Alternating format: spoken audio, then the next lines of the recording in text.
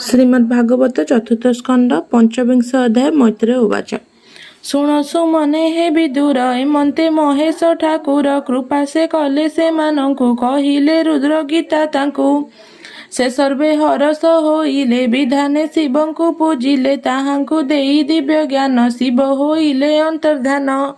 से दश भाई प्रचेतस ज्ञान रे होइले हरस बुढ़ीण समुद्र सलिले से घोर तपस्या निश्चले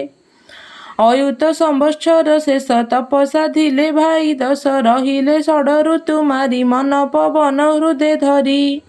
नित्य पढ़ंती रुद्र गीता तपे होइले ऊर्ध्वरेता तदंते शुण हे विदुर से जे प्राचीन नुपवर राज्य करई अविवेक स्वभावे अज्ञानी कामुक ए कष्ट कर्म देखी तार मने जानिले नु मुनिवर एमहि पति पृथु वंश ए कर्म मार्गे गले नाश विप्रवचने भ्रम हेला अनेक पशु बध कला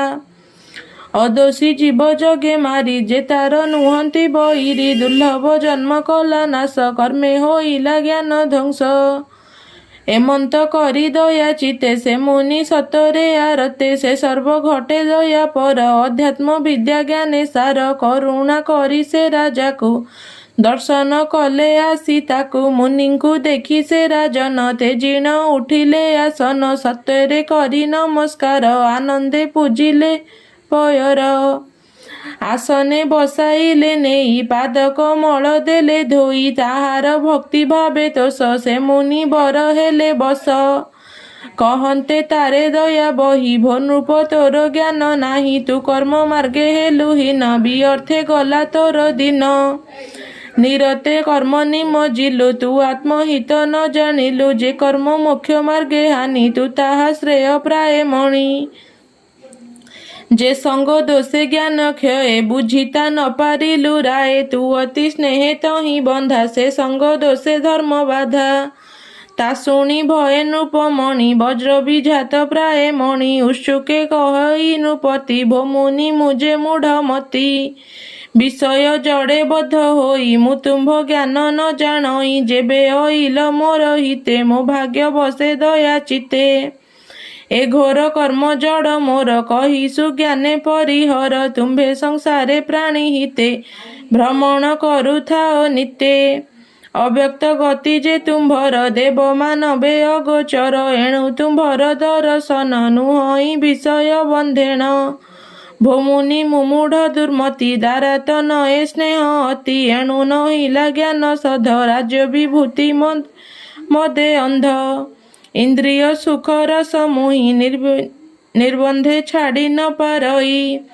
जेबे सुदया तुम्भ चिते स्नेह छाड़े मोजे मंते हेमंत तार वाक्य घेनी अति आनंदे देव मुनि कहंती चिते दया बही शुण प्राचीन पुण्य देही तू कर्म ज्ञाने विशारद एणु होइलु कर्मे बद्ध जे पूर्वे पुण्य तोर थिला ए यज्ञ कर्मे नष्ट हेला तू विप्र बाके हेलु अंध अनेक कलु पशु बध अदोषी जीव मागे मारी से तोर नुहंती बईरी तू राजा एडे अविवेक दया न बसिला तिलेक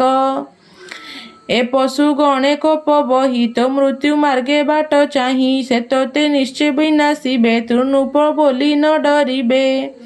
तू पीड़ा देई अछु जेते कोप सुमरंती नित्य तेहांक जाई नाही क्रोध ए निश्चय दुख देबे मध्य तते पाइले पर लोके काटी भखिबे एके एके एहांक शृंग तीक्ष्ण धार लौह समाने से कठोर से श्रृंगे तुम्भकु काटिबे तेबे से क्रोध उपेक्षिबे आंभे देखिलु स्वर्ग पथे तो प्रति आसे पशु जेते दर्शने अधर कामुडी कोपेण दंती घोर रड़ी दर्शन भिड़ी विकराळे क्षुर खळंती रवि तळे से तोते पाइले राजन करिबे अवश्य भोजन ताहांक मुखरे राजन पड़िले न पाई जीवन आंभे देखिण भय चिते शीघ्रे अइलु तोर हिते कहिलु सत्य निराधार ए मिथ्या नुहे नृपवर ଯେବେ ସଂଶୟ ତୋର ଚିତେ ପ୍ରତ୍ୟକ୍ଷେ ଦେଖାଇବା ତୋତେ ଏମନ୍ତ କହିନୁ ନିବର ଯୋଗ ନିଦ୍ରାରେ ତା ଶରୀର ହରିଲେ ପ୍ରାଣ ବୁଦ୍ଧି ମନ ତକ୍ଷଣେ ନୃପତି ଅଜ୍ଞାନ ସେ ଯୋଗ ନିଦ୍ରାରେ ସୋପନେ ପ୍ରବେଶ ଯମର ଭୁବନେ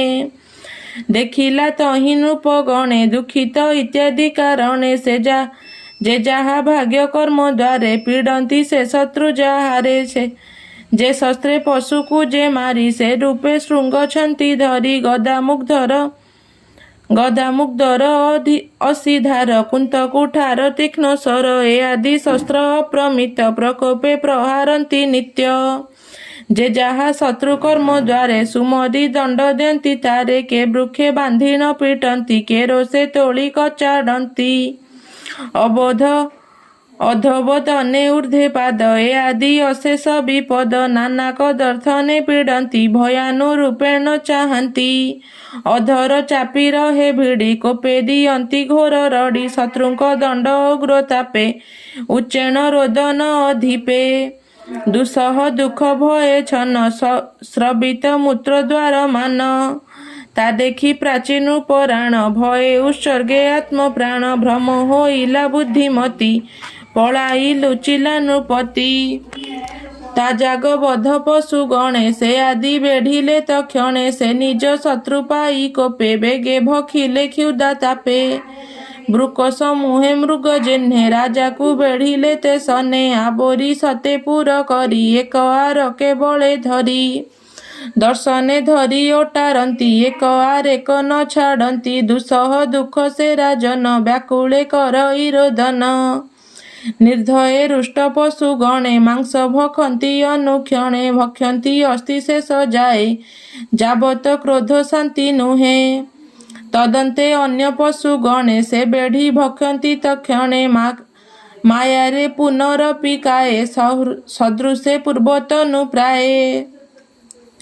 ଅଜ୍ଞାନେ ନ ଜାଣେ ନୃପତି ଭୟେ ପଳାଇ ଚାରି କତି ତେଣେ ଗୋଡ଼ାନ୍ତି ପଶୁ ଗଣେ କୋପେ ଭକ୍ଷନ୍ତି ଜଣେ ଜଣେ